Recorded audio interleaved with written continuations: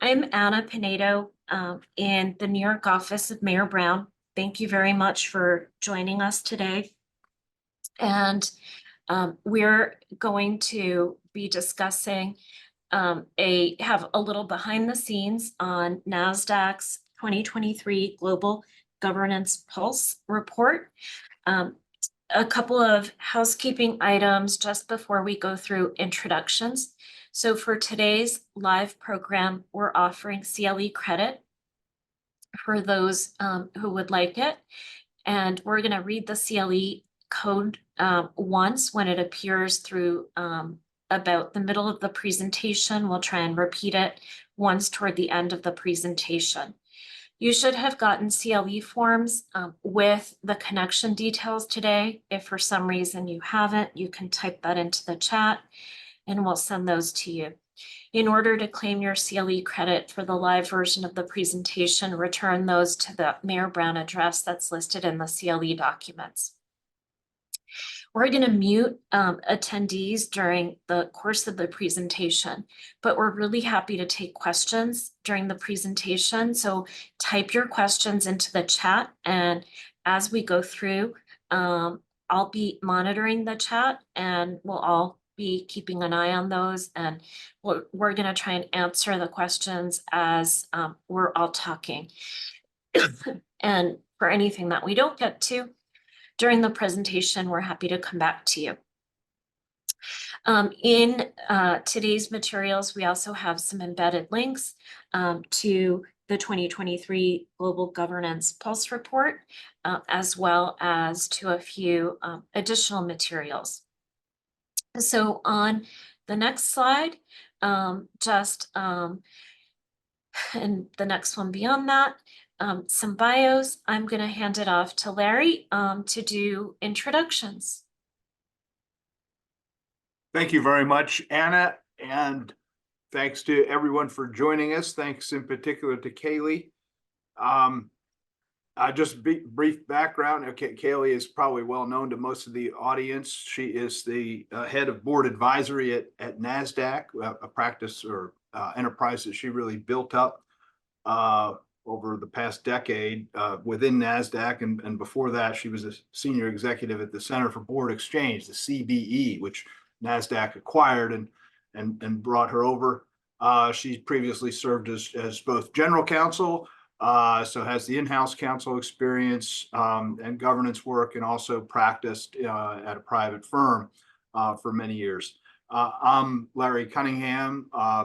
Spent most of my career as a university professor in corporate governance at George Washington University, and I'm now at Mayor Brown as special counsel in the capital markets, public companies, and corporate governance space. And I work very closely with Anna. It's great to have Anna and Kaylee here today to discuss this excellent report. I'm a little old-fashioned. I still have a printed copy. You may be reading yours online, but it's a robust survey with a sample size of 730. 2/3 of the respondents are directors, half of them from public companies, and about 3/4 US. So it's a large, robust sample size, also a pretty broad reaching. It's easy to read. It covers a lot of territory, but they've managed to present it in, I think, a very pithy, very clear way. It's only 20 pages long. Really nice graphics. There's an illustration of one, along with very insightful commentary that puts the data in context. It synthesizes about, if you add them all up, there are about 30 takeaways that I counted, and each will be important in different ways to different people. And then they also highlighted 4 different categories, so it's easy to take a deep dive on a few of them. Those categories are board composition and succession, evaluations, self-evaluations of boards, board engagement, and then vision. There's a look forward from the data and from the responses of the survey participants. So it's a rich, robust report, very informative, highly recommended, and we'll zero in on a few of these topics today. Kaylee, just before I dive in with questions, if you'd like to say a few words about your motivation and your own role and your own practice, we'd be happy to tee it off that way.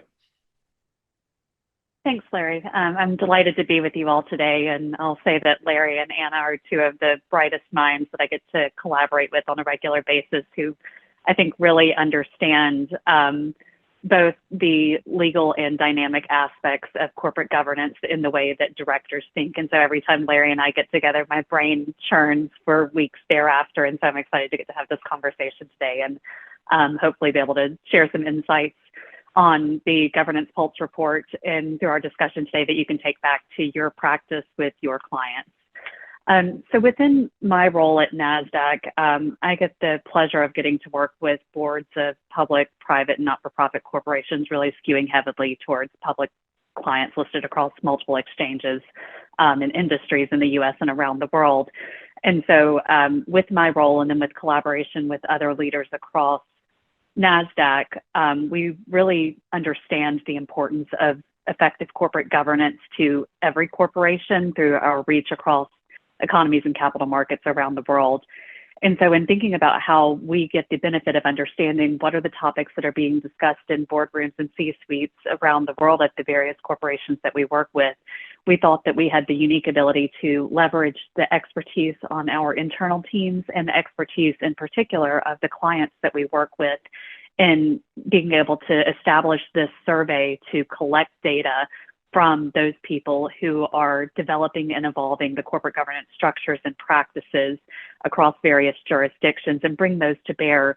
So as you sit within your role and as you're working with your boards, you can really help them understand, one, why is effective corporate governance good for promoting long-term corporate growth and sustainability for every corporation?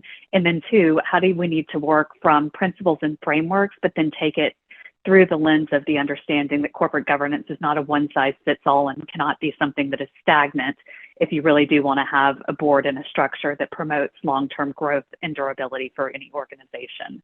And so that's what we look to do, and we were delighted to see that we had the engagement with the number of directors, and the other third of the respondents were actually all executives. So we were fortunate that they were either general counsel, corporate secretaries, or other executives that directly report to the board on a regular basis. And so we felt like that this survey really represents what is the state of corporate governance on a global perspective. And we're hopeful that this will be another piece where we can provide both data and then our interpretation and the ability for anyone who reads this report to use the data points, to use the synthesis of key findings and the frameworks to take it back and then have that discussion that can be very informed and intentional on how do we want to continue to evolve corporate governance within our organization to fit our corporate purpose and strategy. Excellent. That sound, I think pulse is a very good one-word capture of what you're able to do, and thank you for that detailed account of it. Well, to just dive in a little bit on section 1, this is the thing that I had held up is about board composition and culture. It's a very interesting picture where one takeaway right from the beginning is that the report recommends that boards enhance their board succession planning. You have some data in there that suggests this might be an area to invest in. For instance, you asked how many boards plan around this, and 42% said they've got a formal plan for picking, evaluating, and choosing their successors. 36% have an informal one. 18% have neither. And so I just wonder what those findings suggested to you, and why executive succession planning gets tons of attention. Why director succession planning is so important. Well, first, I think that the importance of director succession planning and board succession planning sets the tone for how organizations think about the people that they need sitting in those seats that provide the points of accountability and provide the guidance for the strategic direction of the company. in recent years, I think that across the Russell 3000, S&P 500, there's a lot of data over the rate of refreshment, over the number of first-time corporate directors that have joined public company boards in the U.S. over the past 5 years. But whenever we looked at this data and saw that 42 said they have a formal succession plan, we actually viewed this with a bit of scrutiny. And I think that whenever you think about a succession plan, the basis of that starts with a skills matrix. You need to know who you have represented on your board in terms of skills, expertise, and experience. But that's not where the succession plan should start or end. And so in us looking at this data, we actually thought the 42% number of those that have a formal succession plan is very high, because a formal succession plan not only has that skills matrix as the basis, but it has a discussion around the corporate strategy and the requirements on the corporation from a legal, regulatory, and other stakeholder perspective of what is needed and expected in terms of board composition. There should be a tie to the board education process. There should be a tie to board succession, or the board evaluation process, and in particular of individual directors. And then there should be discussions around all of this, around the appropriate rate of refreshment and board culture that underlays all of this, because culture and composition have to be co-equal partners in really driving an effective board. So in looking at this, we hope that more boards will move to the place of having a formalized succession plan that is discussed regularly, that's kept updated by the governance committee, and then discussed by the board with regular frequency. But I actually think that more boards probably fall into the place of having an informal plan, and particularly in the public company space, of whenever they know they're hitting a point of having a seat opening up, or they're wanting to expand the board to bring on an area of expertise or experience. They're doing that through just the assessment of skills, but not thinking about how a truly iterative and intentional succession plan should look. So it sounds like, from what you're saying, Kaylee, a lot of companies, including a lot of our clients, have elements of what would constitute a succession plan, right? At this point, in connection with putting together proxies, pretty much most companies do a skills matrix. And so they have that piece of it, perhaps. And a lot of boards, of course, most boards, I would say, conduct some form of board evaluation process or self-assessment. And so they have maybe that element. How would you think that age and term limits tie into the whole succession discussion, succession plan? Does it make some of the succession planning easier, or does it make the conversations less awkward? I think that term and age limits can be an effective steward of board refreshment, because, Anna, to your point, it does take away the discussion around thank you for your service, but you're no longer a fit, because it creates a bright line of you've hit our mandatory retirement age of 72 or 75, or you've hit our term limit of whether it be 10, 12, or 15 years. And so it moves it away from being a discussion or a decision that can be deemed to be personal in evaluating a director who comes with a significant amount of experience and expertise, and that is valuable to the corporation. The place where I think many directors are wrestling and boards are wrestling with the notions of how do we prompt refreshment is that it's getting past that notion that a board seat should not be a lifetime service. And so how do we help boards be able to have that conversation? And so age and term limits are a good way to prompt refreshment if there's not the courage of the board as a whole to have that discussion around what is the appropriate rate of refreshment. What philosophy do we want to set in terms of our general guidance around average board tenure or length of service or alignment of expertise represented, and how that aligns to what the board needs for where the company is going over the course of the next 3 to 5 years. And I think if we look across data from the S&P 500 and Russell 3000 over the past 5 years, term limits are on the rise. There's, I think in 2023, it was 8% of the S&P 500 had a term limit, which was up 3% of where those companies were in 2018. Similar increase in the Russell 3000 with term limits as well.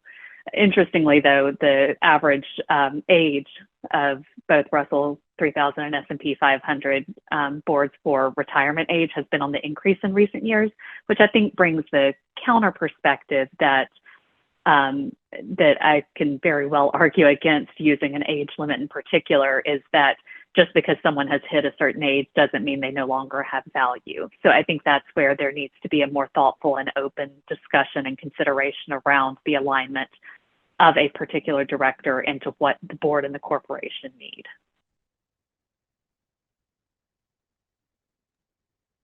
Well, and to your point, Kaylee, about the awkwardness of the friendly old nudge in favor of some brighter line tests like age or term, another technique that one would expect to be used is peer evaluations that we ask each other to report who's doing well and where can we do better, and you'll find invariably your data indicate invariably that on most boards, most directors think that there may be a person or two the board would be stronger without, and yet another data point suggests that boards aren't really using the peer evaluations to make those decisions.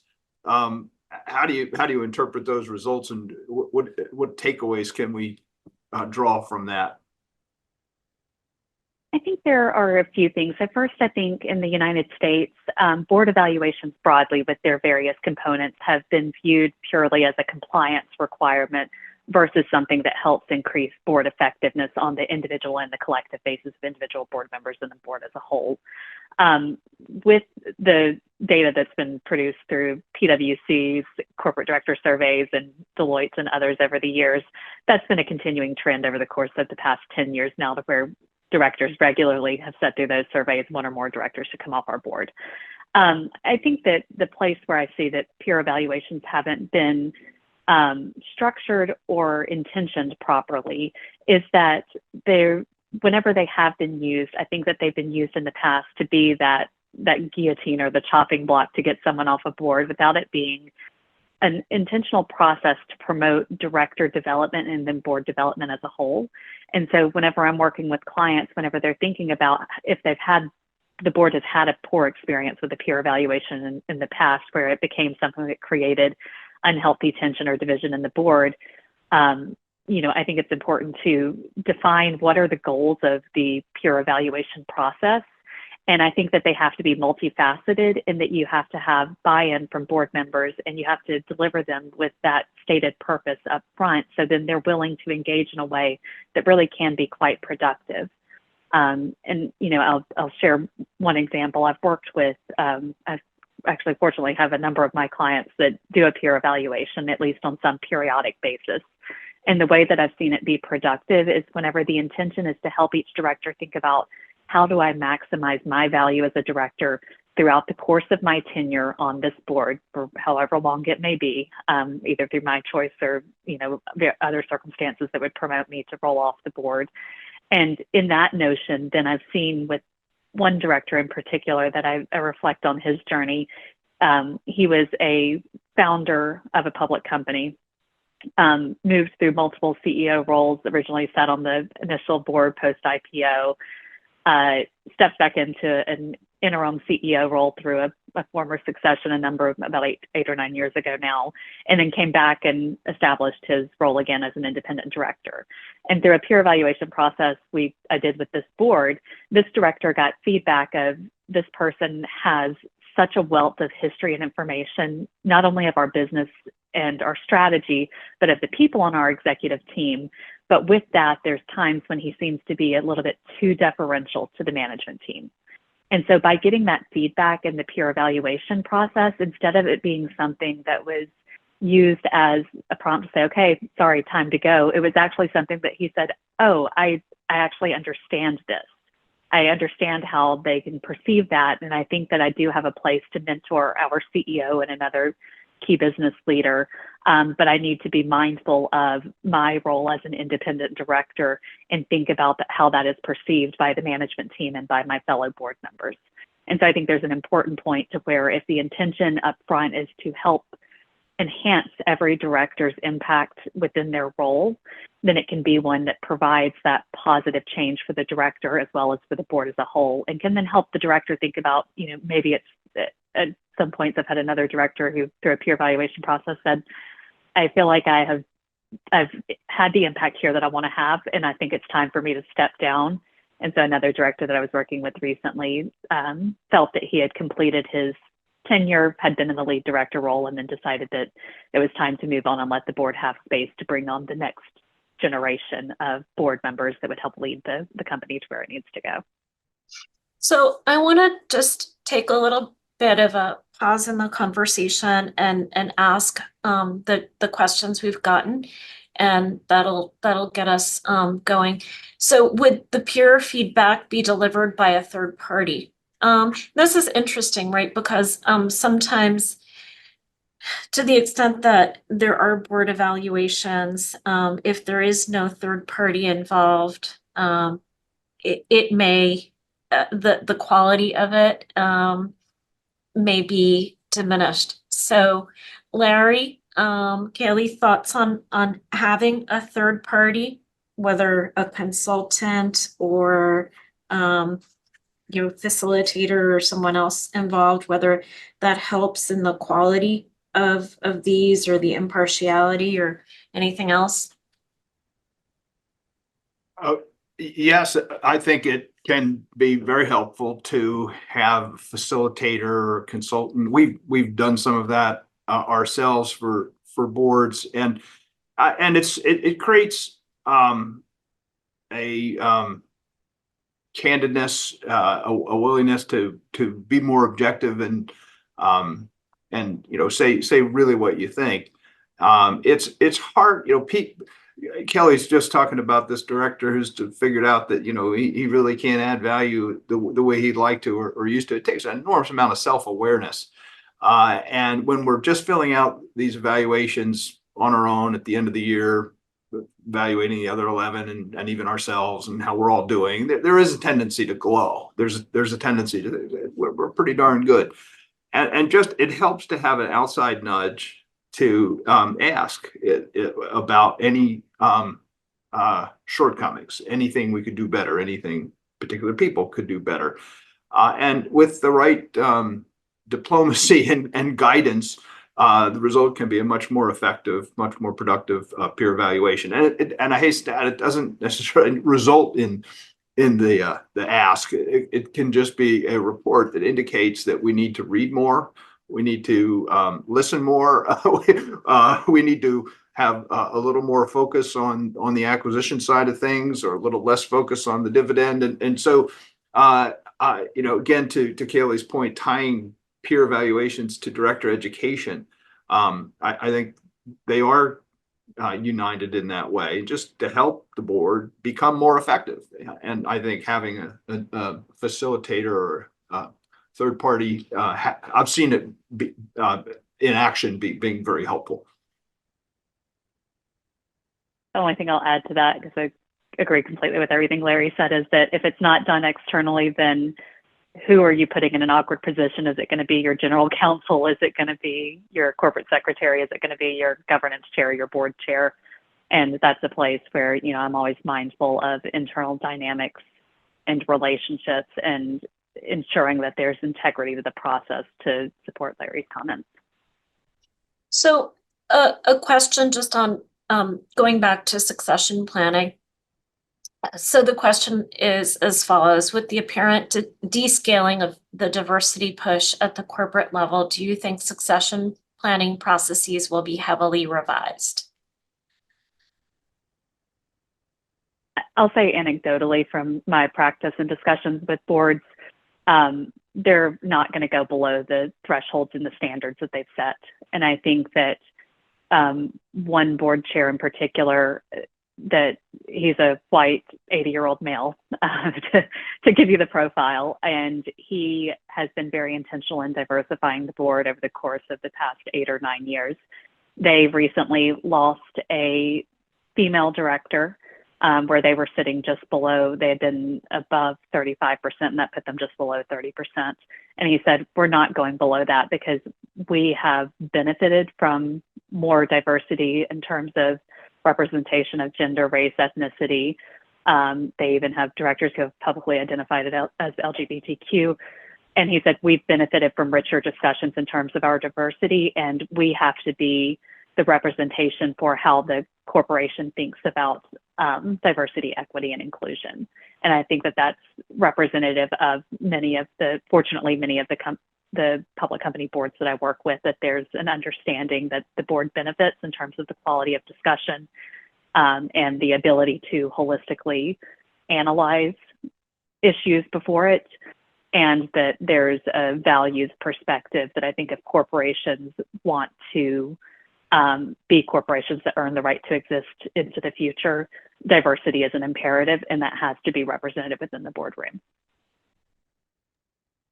That sounds correct to me. I would just add, there's data in the survey that's, I'm not sure what the descaling of the diversity push is, but the survey asks people about factors that the board considered in its succession planning process, and there are about 10, 12 choices, and number 2 was to promote board diversity goals.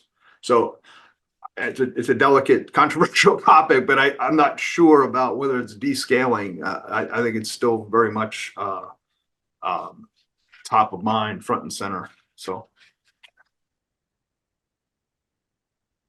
the other interesting corollary there is that I've had some recent discussion and seen some articles around representation of female CEOs across the S&P 500 and representation of diverse people of color in those roles across the same cohort. And I think that having diverse people in the boardroom is going to help every corporation be able to make better strides to diversify their C-suite that really serves as a pipeline to the boardroom. So I think that that's another important factor and point to think about how the board can promote accountability for diversity at the top levels of the company, but they can only do that with authenticity if there's diversity in the boardroom too.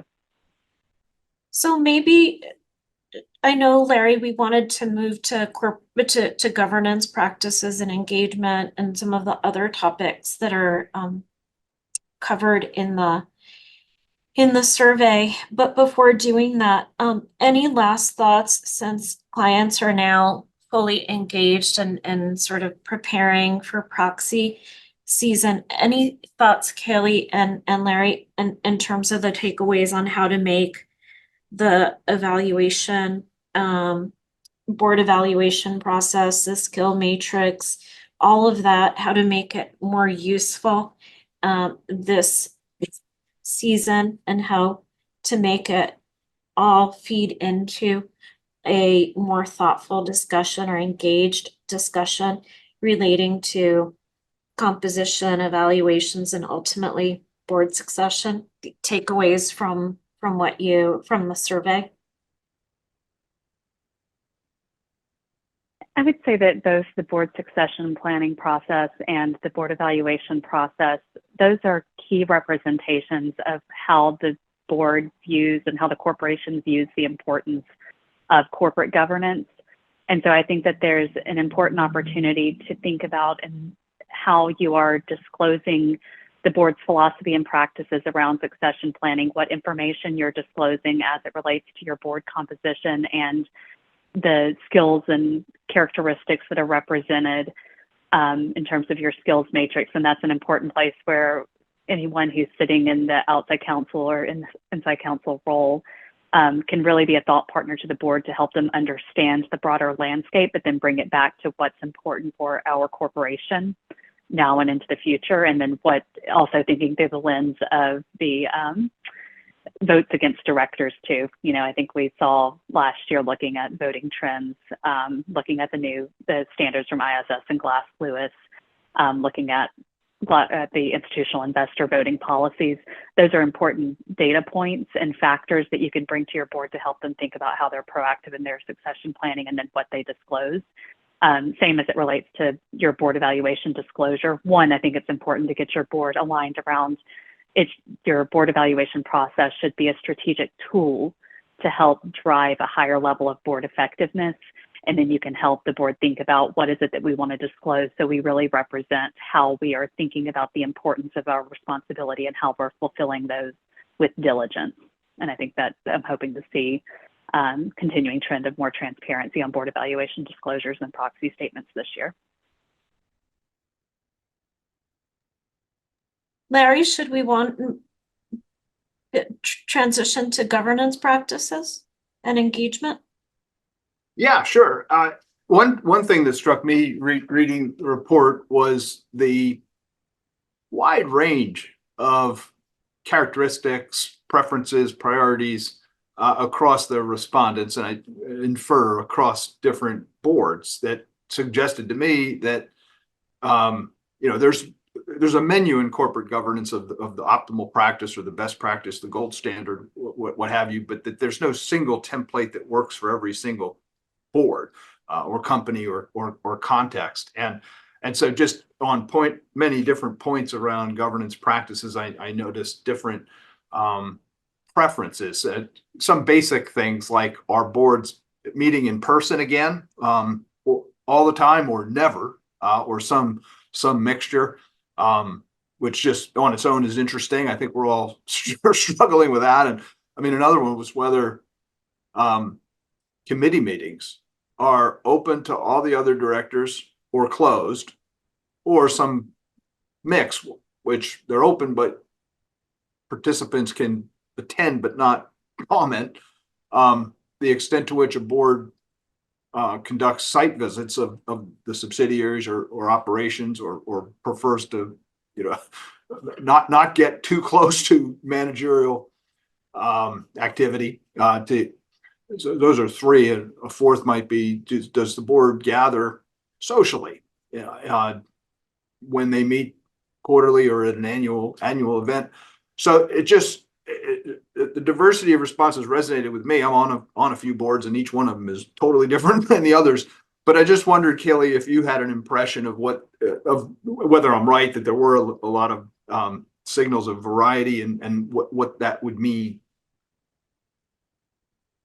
I think you're absolutely right. And I think both the data and then my experience, both with my clients and then with the boards that I serve on, is that all of these factors are slightly different, and they change from year to year on what does the board actually need.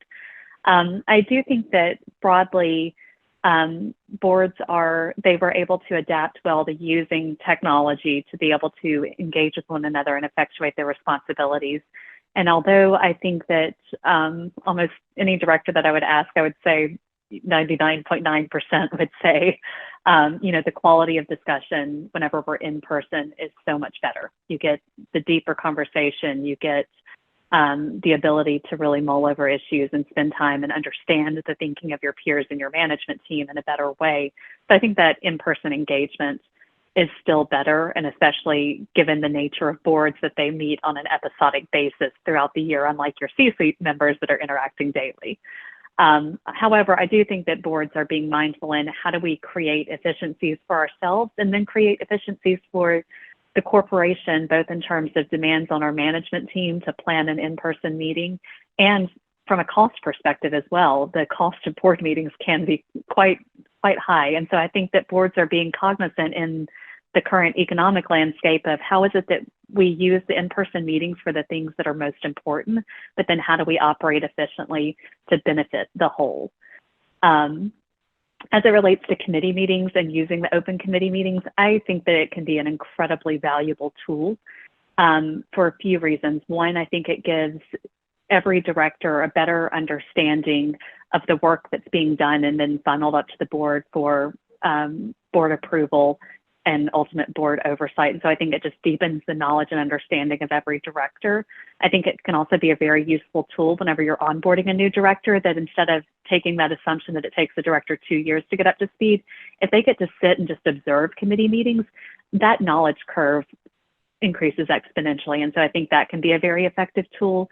The place of caution that I would exercise is that it's important to define the expectations, Larry, to your point around, are you going to have people just sitting as flies on the wall, or if they have a question or they have something that they have a strong conviction about, what's the appropriate channel for them to express that? Do they wait and do it through the chair after the meeting, or can they interject? And if boards don't have defined norms around that, I can see the open committee meeting structure getting to be a little bit messy and sometimes inefficient. But otherwise, I think that it can be a very valuable process. As it relates to site visits, I think that's how boards get to know their corporations, but I absolutely agree that it's imperative that the board is mindful of the impact of even just their presence of doing the walk around of a facility and knowing that employees and others will be observing them. And if they're being, guided by management, thinking about how their commentary can be interpreted as speaking on behalf of the board instead of just being a personal reflection. And so I think that it's always important for directors to be mindful of their interactions with various stakeholders, of the weight of their voice and their presence. But I think that seeing a company in action really gives you the ability to then take the data and the topics that you're discussing and say, it's the trust but verified to some degree, and then it enables a deeper thinking and understanding around board level matters.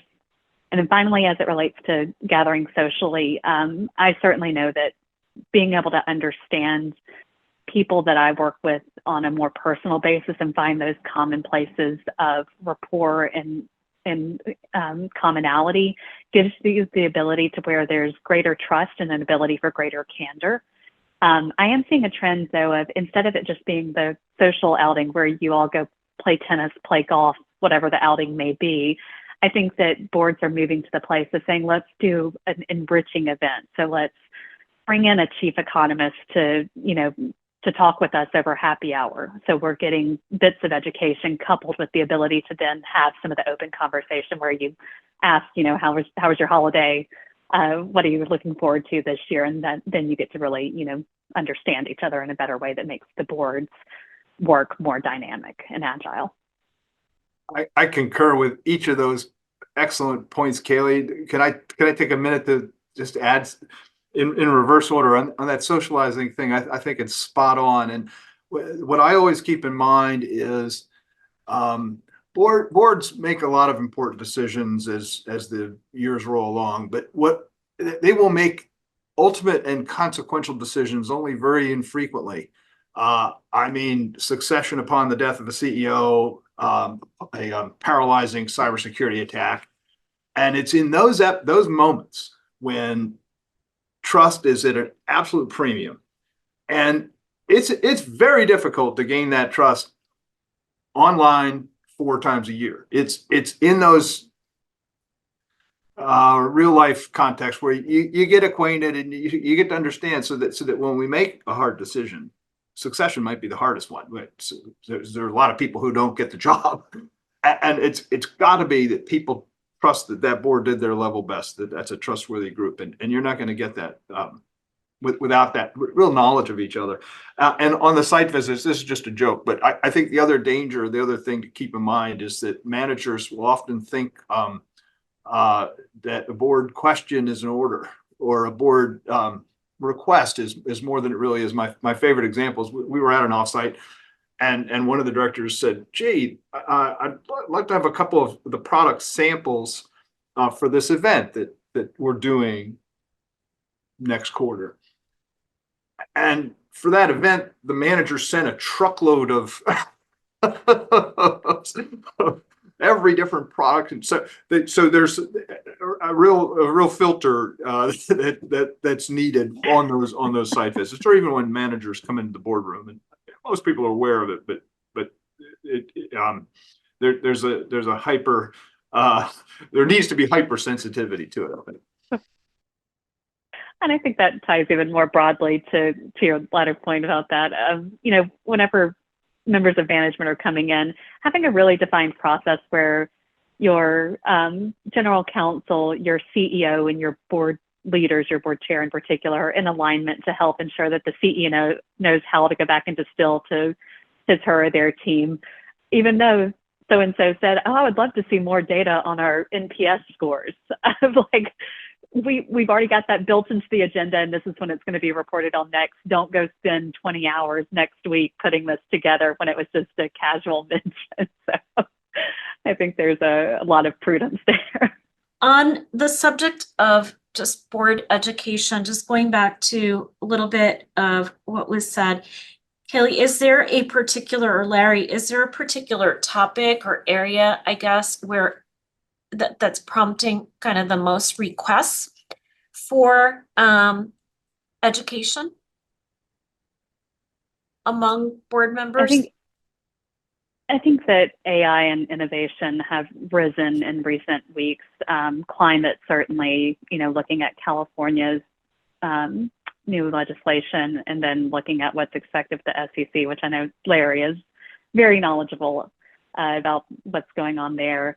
And then I would say understand the last two topics I would add are economic conditions.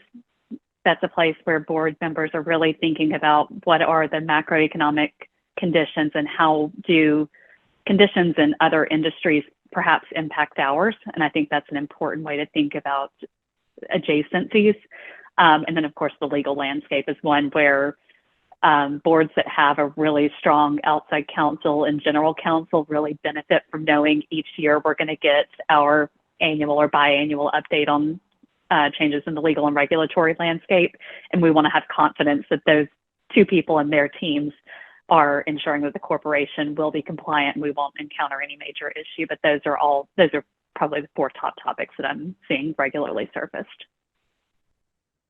I would say that as a general topic, the most frequently requested tutoring is on the line between managerial prerogatives and board oversight. And obviously, this goes back centuries. It's the perennial challenge and the NACD had a really nice way to try to remember it. It's director's job is it's nose in and body out. So a lot of sniffing, lots of questions, but and obviously participating in shaping the strategy, but not managing, not direct, not telling who to hire and fire, what lines of business to open and close, and so, but getting that right has always been difficult. I think it's a topic of recurring demand now because expectations of directors have been rising. And they're expected to do more, know more, be involved more, and so I think people are more frequently encountering a chance that they may be getting a little into the micromanagement. And I guess they're very, so that's the general chapeau, and then there's some specific examples of specific topics where that's come up, and I guess the one that seems to come up most recently is cybersecurity. It's a pervasive topic. It's on everyone's mind, both because of the technology and the capability of the threat actors and also the regulatory overlay. So, it's the kind of thing that's, especially if you're dealing with an incident, who's got what role, and it's worth obviously a lot of planning so you get that right. But that to me, that role, the role question is the perennial.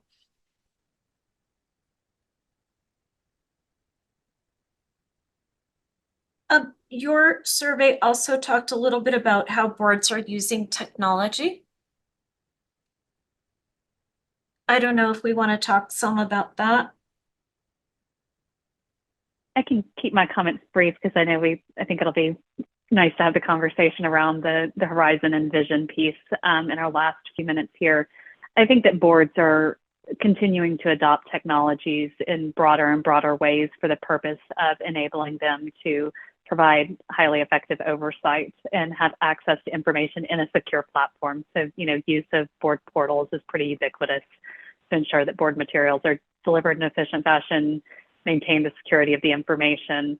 I think boards are even starting to see information rolling up through other platforms, whether it's an ESG reporting platform that then feeds into a board book, whether it's information coming through an investor perception study and data there. They're starting to see that roll up and come into the boardroom in ways that I think is really just enhancing the knowledge and the ability of boards to effectuate their responsibilities. And I think there's a comfort level with it now across board members of being able to utilize various technologies and think about software that can enhance the way that they work.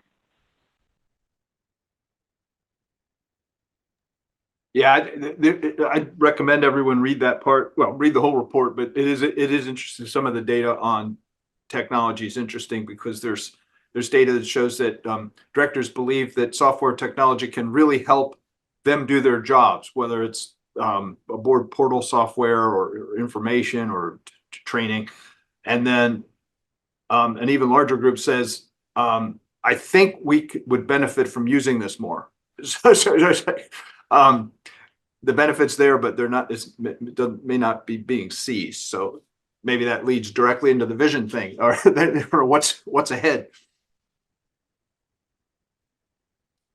Which is fascinating too. Again, I encourage, to me, the entire report was great, but these last several pages that are trying to look over the horizon, the broad scope of governance and board life and what's coming.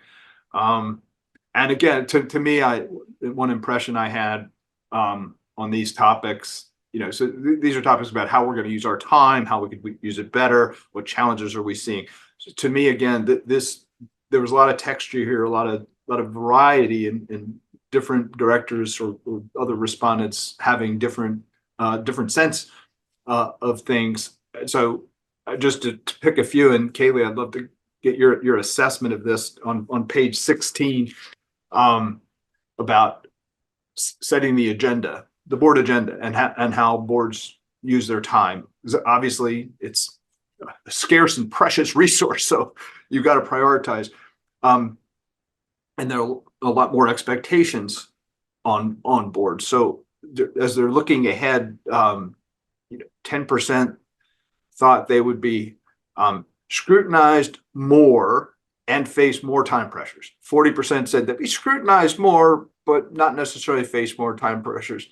34% said more time pressures, but maybe not so much scrutiny. 12% didn't like any of these choices. Only two, to me, this was obvious. Only 2% said there'll be less scrutiny. We won't have to work as hard. Kaylee, did you have a sense of what these data mean? Well, I hope those 2% were just closing their eyes and turning and walking away and setting off on the sailboat somewhere from board service. But, I think that it's reflective of the environment and the expectations that board face. And I think that in the landscape of not only legal, regulatory, and investor demands, but I think broader stakeholder demands, we've seen a trend in the past 5 to 10 years, and with the notions of stakeholder capitalism coming to bear in the number of topics that have to be on the board's agenda, in the amount of work that an individual director has to do in order to be prepared for a meeting, and the amount of homework that I'm hearing directors say, oh, this wasn't anything that I got through the corporate secretary or my CEO, but I saw this industry publication or I went to this industry event just so I can understand what's happening in our industry. What is the competitive landscape? And so all of those factors are coming together that even if, the actual time scheduled for board meetings stays, for quarterly meetings formally with, about a 2-day duration, there's a lot more work that's being done. And I think that boards are spending more time in ad hoc meetings, whether it's through a committee meeting doing a deep dive on an emerging topic, whether it's through the CEO holding an interim call with directors in the middle of the quarter to say, in addition to the updates I've sent you via written formats, let me give you my 30 minutes of these are the things that are top of mind for me and that are keeping me up at night. Whether it's directors calling and spending time with one another to talk through issues and ensure that they share their thinking, they understand their own thinking, and then they get that from their peers. I don't think that I just can't see a realistic landscape with the perma crisis that we've been living in and will continue to live in, with the state of geopolitical affairs, and with the state of economies, and looking at differences in Eastern and Western economies, looking at the European markets. There is just a lot that boards need to consider, because no company is operating in isolation from many international events. If we look at the shipping channels recently, where ships were being diverted to avoid some of the circumstances in the Middle East, these are all things that I think directors are seeing headlines as they open up their morning paper and are having to think about, now, how does this impact what we have to consider at this corporation? And so I think that, boards are really having to think about, how do we, one, ensure our directors have all the information that they need, so we feel like we are approving the things with due diligence as required, and that then we can also serve as thought partners to our CEO and executive team as we're all facing novel issues of more significance than I think we have in the past. And so then I think it becomes, a matter of, one of the discussions I've been having is, if you're not going to extend your number of board days that you have per quarter beyond the 2 that you typically schedule, how do you create efficiencies in the way that the board is spending time on those, if we call them operational governance matters, so the things that they know they have to see on a periodic basis or approve with, on a regular basis, to reallocate time to discussing those areas that are most strategically important. And I think that, many boards are creating clearer mandates to their management team to say, don't come in and read us a deck that we've already gotten in the board book. Understand that we've read it. Come in with your, 3 up, 3 down, or your key questions that you want us to discuss and comment on. So we provide that guidance, and then we're able to reach a place where we can make decisions in an efficient manner that ensures the board is operating at the same speed as the corporation requires. That's a brilliant synthesis, Kaylee. And I can't imagine the attention required diminishing, or the scrutiny relaxing very much. And indeed, use the phrase stakeholder capitalism, which is a fascinating phrase, and I think capacious and evolving.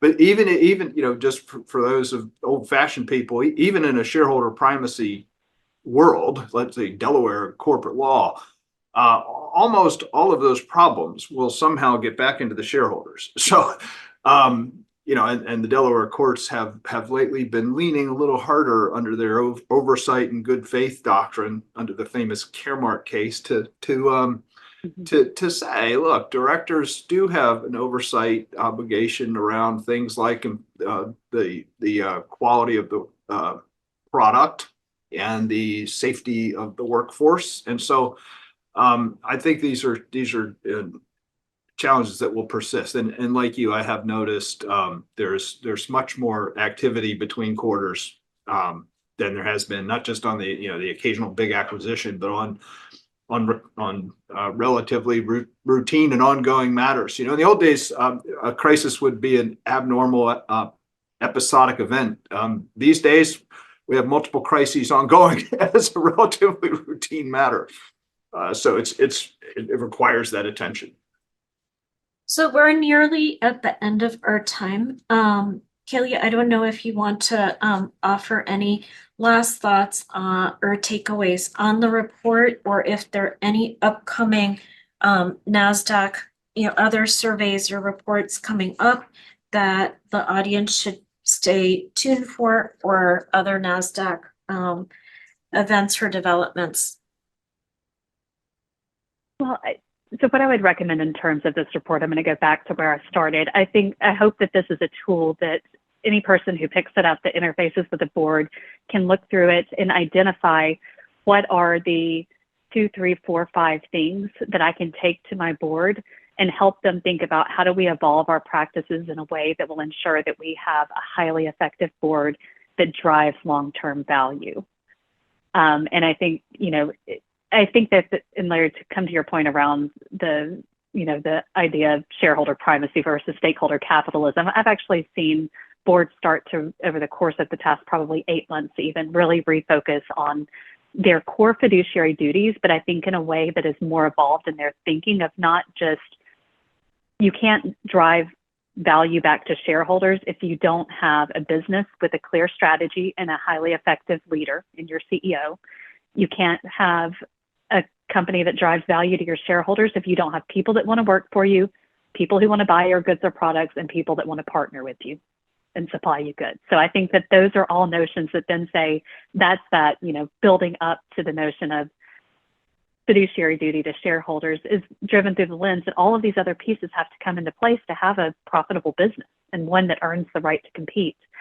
And so I think that in understanding how your board understands and effectuates its responsibility can be interpreted through that notion, and then through the lens of using this data to say, what are we doing that we want to ensure we continue to do? What are the things we might want to think about changing or evolving for the purpose of ensuring our corporation has the right to exist in the future? And those are the questions where I think helping boards shift away from some of the short-term focus that they've had to take in recent years is an important role that you can play as an advisor to the boards that you work with, and helping them think about, these things will continue to occur. We're going to continue to live in times that have emergent issues on every quarterly agenda and in between. But how is it that we drive the board's focus and its practices towards that long-term value and growth? And then in terms of other insights and information that Nasdaq has to bear, our IR Pulse survey was just released, and it's an incredible overview of what's happening in investor relations offices. Coming from our IR group, they've been doing this survey now. I think this is their 5th publication of it. And it's a very rich document that I think can help foster greater collaboration between the IR officer, the board, and the CEO and GC. And then we have the Nasdaq Center for Board Excellence, and it's under Byron Laughlin, one of my good colleagues. And it's a great resource for directors and executives that have a focus on their journey to the boardroom to be able to come liaise with other directors, engage with our experts, and with people such as yourselves that we get to bring in and help bring current topics to a point of discussion, but with informed insights. So those are a couple of other things that you can find on our website. And we'll be releasing the 2024 Pulse survey later this year. So we'll stay tuned for information on when the survey will go out, and then when we'll publish the results again later this year. On the last slide, some materials and resources. I just want to highlight Mayor Brown's newest blog, Across the Board, on governance matters.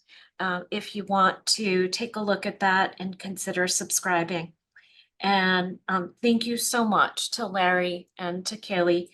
We will definitely look at the IR survey. So many companies interested in earnings releases and communicating and coordinating their IR. So really appreciate all of your comments today. And thanks so much for joining us. And thanks to all of you for tuning in.